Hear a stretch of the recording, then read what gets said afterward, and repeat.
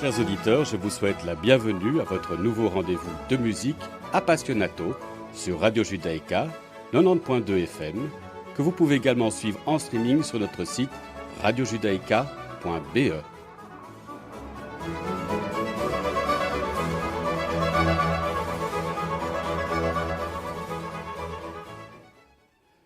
Alors nous avons l'immense plaisir d'accueillir aujourd'hui la pianiste Lily Maïski, qui vient nous présenter non pas un, mais deux albums qui sont parus chez le prestigieux label Deutsche Grammophon. Bonjour Lily. Bonjour Frédéric. Alors je résume votre parcours. Vous êtes née à Paris, mais vous vivez à Bruxelles dans ce que l'on appelle la rue des pianistes.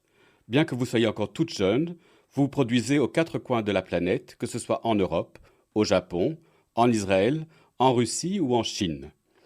Vous avez une affection particulière pour la musique de chambre et vous vous produisez avec des musiciens renommés comme Janine Jansen, Julian Rachlin, Yossif Ivanov, Julien Brocal ou les frères Avanessian. Le premier album que vous venez nous présenter est Adagietto. Alors dites-nous, quel est le concept derrière cet album Adagietto ? Alors, il s'agit d'un disque qui est paru pour les 70 ans de mon père. Et du coup, c'est un parcours musical assez personnel, comprenant plusieurs tracks live qu'on a enregistrés notamment pour ses 60 ans d'ailleurs. Et il avait un rêve depuis de nombreuses années de faire du multitrack, c'est-à-dire qu'il joue toutes les parties du morceau lui-même. Et dans ce disque qui s'intitule Adagietto, c'est bien l'Adagietto de la grande symphonie numéro 5 de Mahler, qu'il a enregistré toutes les parties à part celle de la harpe, ça il pouvait pas. Et voilà, donc c'est vraiment un rêve qu'il voulait accomplir depuis tellement longtemps. On est très heureux que ça s'est finalement passé. Et on a complété le disque avec plusieurs petites pièces qu'on a enregistrées ici en Belgique, à Waterloo. Alors pour information, votre père est Misha Maïski, l'un des violoncellistes les plus importants de ce siècle et du siècle précédent.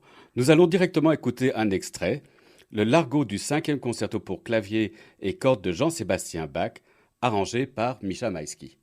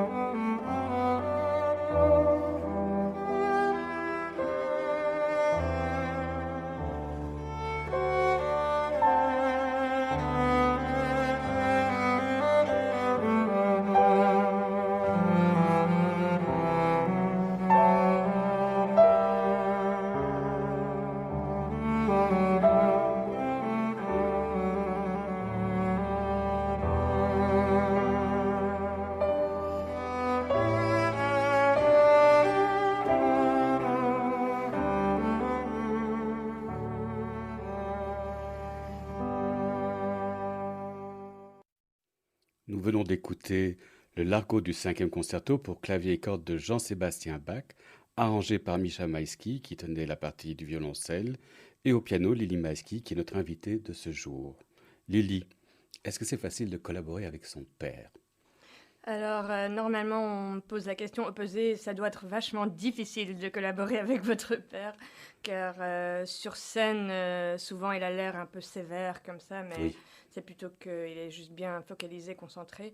En fait, c'est une collaboration tellement naturelle, c'est pour ça qu'on a décidé de jouer ensemble, parce que dès le départ, ça se passait tellement facilement, justement, donc on a beaucoup de chance. Et ça fait combien de temps que vous collaborez ensemble? Alors, ce dernier mars, ça fait 15 ans depuis nos débuts professionnels. On a joué avant plutôt des petits concerts d'étudiants, mais là, on a fêté nos 15 ans officiels. Alors, quel souvenir vous avez de la toute première fois où vous êtes monté sur scène avec lui? Alors, il y a cette espèce de mythe urbaine du festival de Verbier, qui se produit en Suisse, évidemment, où mon père va depuis le premier festival et du coup, toute la famille, on l'accompagnait, comme c'était en été. Et pour un récital qu'il a fait, je pense que c'était en 1994, je suis montée sur scène pour faire son dernier bis avec lui. J'avais encore 6 ans, j'allais Oh en mon avoir Dieu, 7. oui. Et on me laisse jamais oublier cette histoire parce que toutes les années, quand on revient à Verbier, le directeur donne un petit discours en nous rappelant de cette petite histoire. Bon, moi, je considère ça plutôt comme un souvenir d'enfance. Et pour moi, nos premiers vrais concerts, c'était comme j'ai dit en mars 2005. C'était en Italie, à Imola, Ravenna et Trieste. Et je m'en souviens encore bien clairement. C'était une nouvelle expérience vraiment extraordinaire. C'était stressant ou c'était plutôt exaltant? Je pense que quand on est jeune, on est un peu plus naïf et on se rend pas tellement compte de ce qui est en train de se passer. C'était probablement moins stressant que maintenant de se produire sur scène. Alors, je remarque que vous êtes musicienne, votre frère Sacha est violoniste et un autre de vos frères, le jeune Maxime, débute également une carrière de pianiste. Alors, est-ce qu'on a le choix de sa profession chez les Maïski ou on doit d'office être musicien? Ben déjà, moi et mon frère Sacha, on a eu une éducation un peu différente de mes autres petits frères et sœurs. On a été bien encouragés, mais pas trop forcés non plus. Je pense que mes parents voulaient nous donner cette option au moins. Et puis c'est plutôt nous qui avons pris le choix de vraiment poursuivre cette carrière. Mais mes petits frères et sœurs, ils abordent ça plutôt comme plaisir. Et mon petit frère Maxime, qui va avoir 16 ans, c'était lui qui, à un certain moment, quand il a eu 13 ans, je pense, qui a décidé qu'il voulait vraiment prendre ça au sérieux. Et du coup, a été à l'école de musique à Waterloo qui s'appelle l'école Musica Mundi. Donc, pas trop de pression. Non, ça va. Ok. Alors, le deuxième extrait de l'album Adagietto que je vous propose d'écouter, le Notturno en mi mineur, opus 148 pardon, de Schubert, que vous interprétez en compagnie de votre père Mischa, mais également de votre frère Sacha.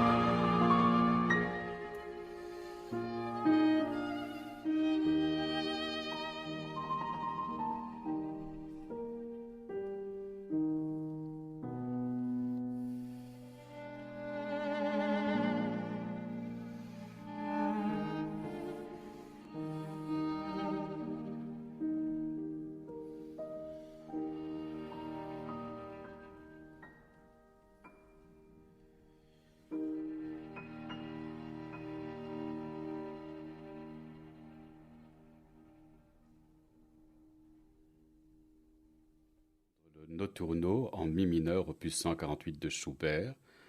Misha Maïski, Lili Maïski et Sacha Maïski. C'était un enregistrement effectué pendant le festival Progetto Marta Argerich à Lugano. Vous êtes sur Radio Judaïka et vous écoutez Appassionato, votre rendez-vous musical. Nous accueillons aujourd'hui Lili Maïski. Lili, comme je l'ai dit en introduction de cette émission, vous avez une affection particulière pour la musique de chambre. Qu'est-ce qui vous attire dans ce répertoire? Alors, c'est pas seulement le répertoire, mais le fait plutôt de partager la scène avec d'autres musiciens, soit des proches, soit des nouvelles rencontres. C'est vraiment ça qui m'inspire, en fait, la communication musicale. Et évidemment, le répertoire est quasiment sans fin. Je me sens comme si toute ma vie, je vais pouvoir m'attaquer à des nouvelles grosses œuvres, des sonates, des trios, des quatuors, des quintettes. Il y en a tellement de superbes et aussi de moins connus à découvrir. Donc voilà, en effet, c'est vraiment ma passion.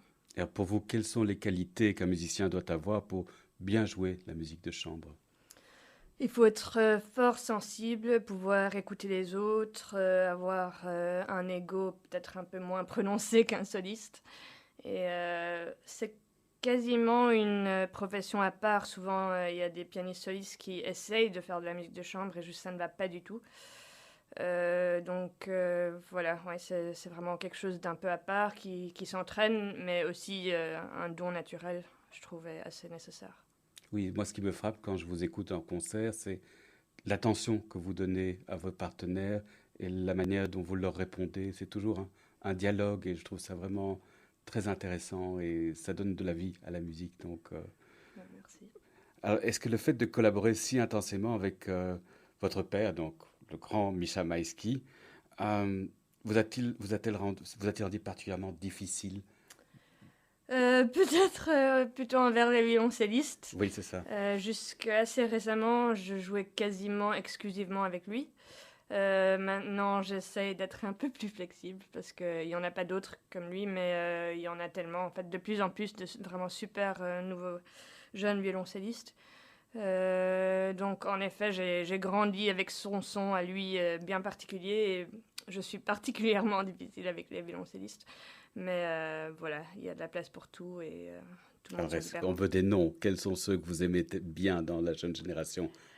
Ben, je suis plutôt attirée par l'école d'Europe de l'Est, l'école russe. Il y a vraiment de nombreux fabuleux jeunes violoncellistes russes tels que Boris Andrianov, Alexander Buzlov, Alexander Ram. Il y en a vraiment beaucoup, beaucoup. Mais pas seulement, il y a en fait beaucoup de festivals de violoncelle, c'est assez particulier, je dirais plus que de festivals de piano ou de musique de chambre. Et on voit vraiment le niveau monter. On a eu le premier concours de violoncelle Reine-Elisabeth ici en Oui, Belgique.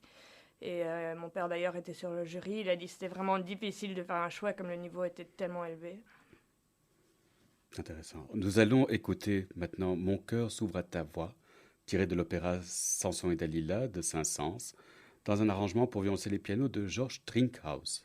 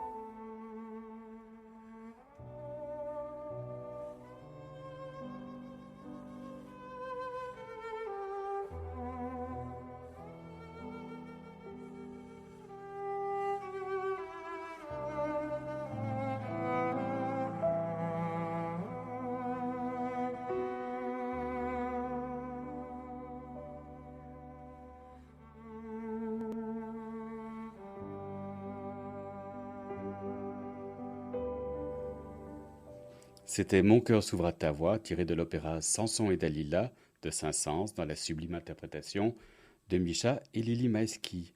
Lily, est-ce que vous aimez enregistrer des disques?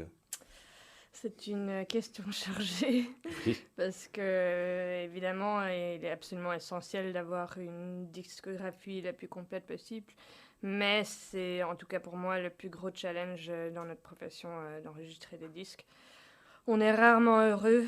La musique est quelque chose de vivante qui évolue avec le temps et surtout en studio, c'est très difficile d'émuler cette énergie et inspiration qui se produit plutôt sur scène. Donc voilà, c'est quelque chose de fort, fort important et essentiel, mais quand même très, très difficile.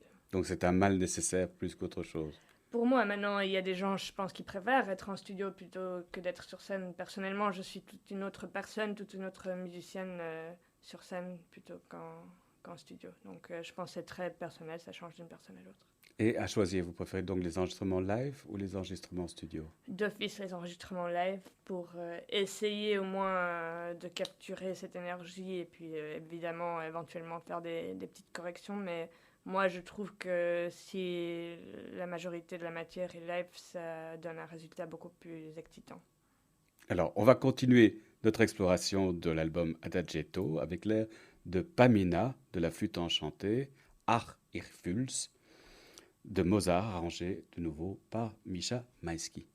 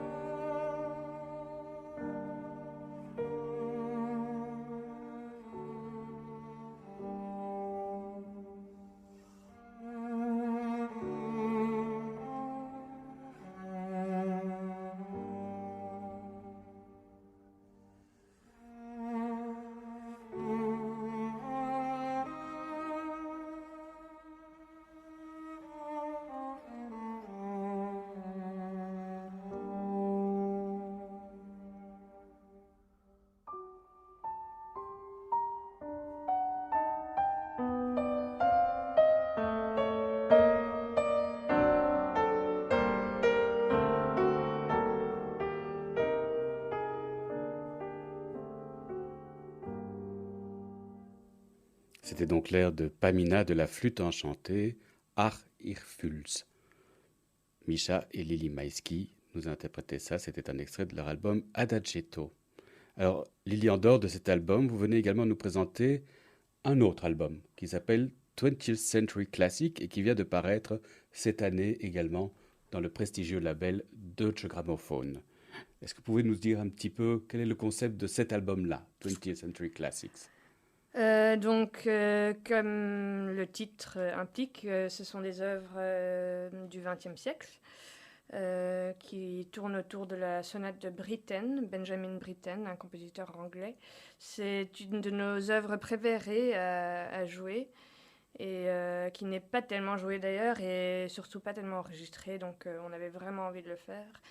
Et on a complété le disque avec beaucoup de petites pièces de plein de compositeurs différents du XXe siècle, du Piazzolla, du Bloch, du Shostakovich, du Prokofiev, du Stravinsky, etc. Donc voilà, ça fait un disque plutôt attirant à la fin avec une sonate et beaucoup de petits arrangements, transcriptions et petites pièces.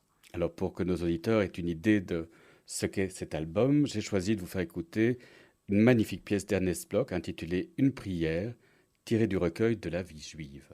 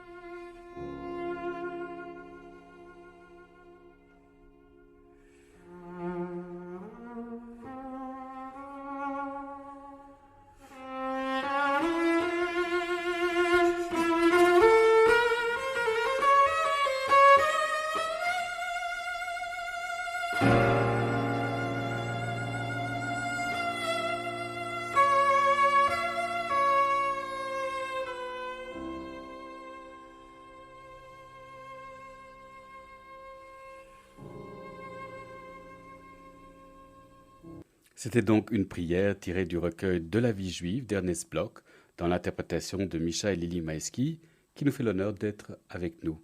Lily, dites-nous comment vous élaborez vos programmes de concert avec votre père. Alors, bon, quand on a commencé à prester ensemble, j'avais tout juste 17 ans. Donc, évidemment, il a plutôt pris l'initiative de choisir les programmes.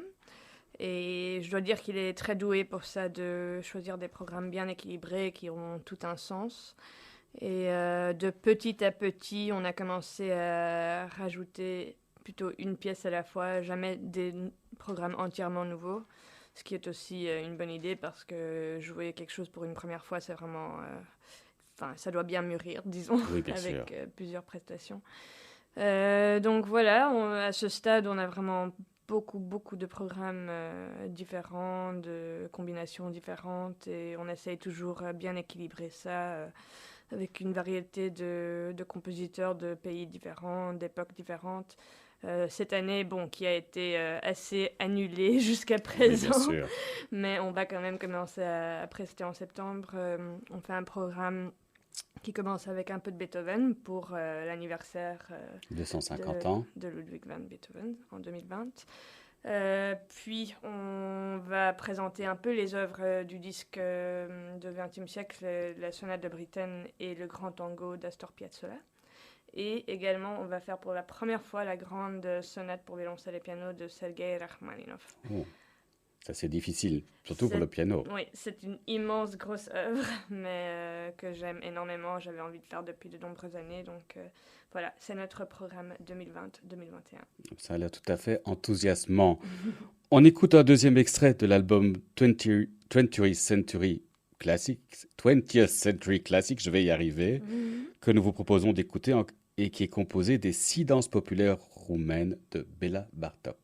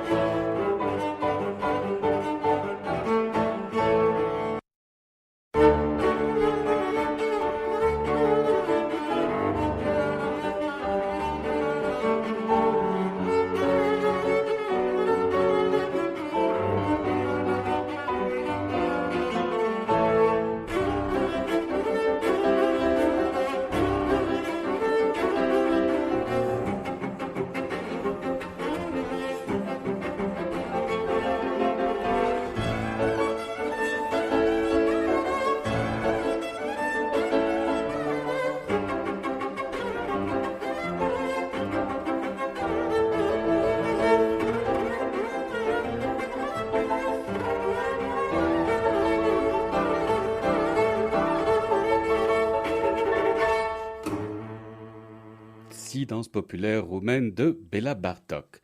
Alors Lily, vous êtes la première invitée d'Appassionato. Vous êtes donc d'office la marraine de cette émission. Oh. Nous voudrions initier avec vous une tradition et vous offrir le libre choix de nous faire écouter un instrument que vous aimez. Alors, qu'avez-vous choisi de nous faire entendre ? Je voulais absolument choisir un morceau de la fabuleuse Ella Fitzgerald, qui a toujours été non seulement une de mes préférées, mais moi je considère une des voix les plus parfaites de tous les temps, dans tous les genres.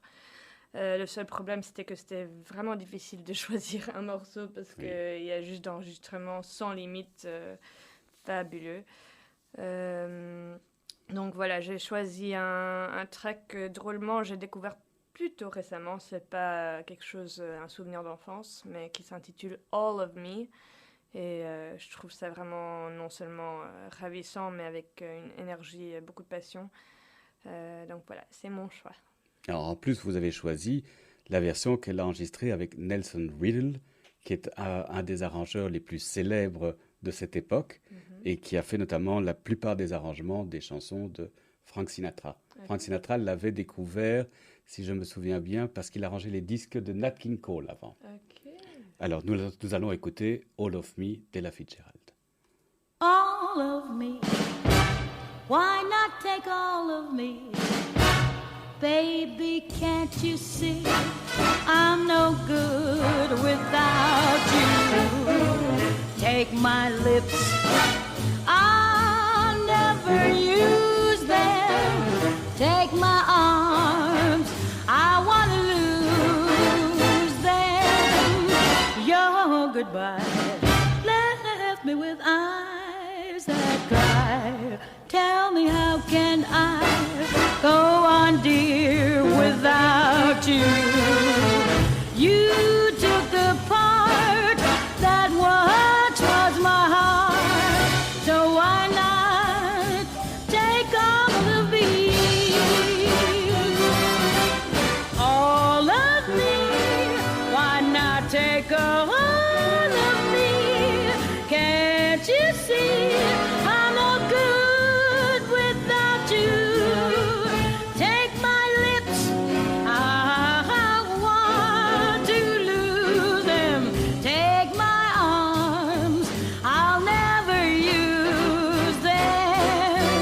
Your goodbye left me with eyes that cry. How can I go on, dear, without you? You took the part that once was my heart, so why not take all of me?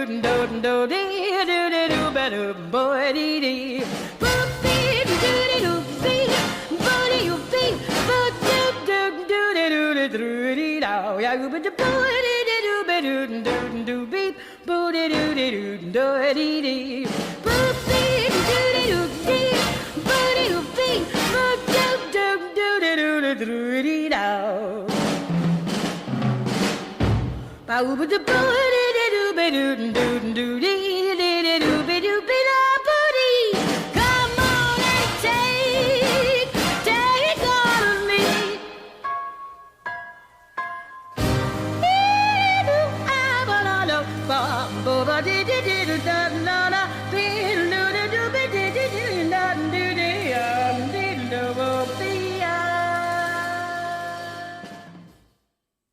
Nous venons donc d'écouter All of Me, interprété par Ella Fitzgerald, dans un arrangement de Nelson Riddle, qui était le choix de Lily Maïski.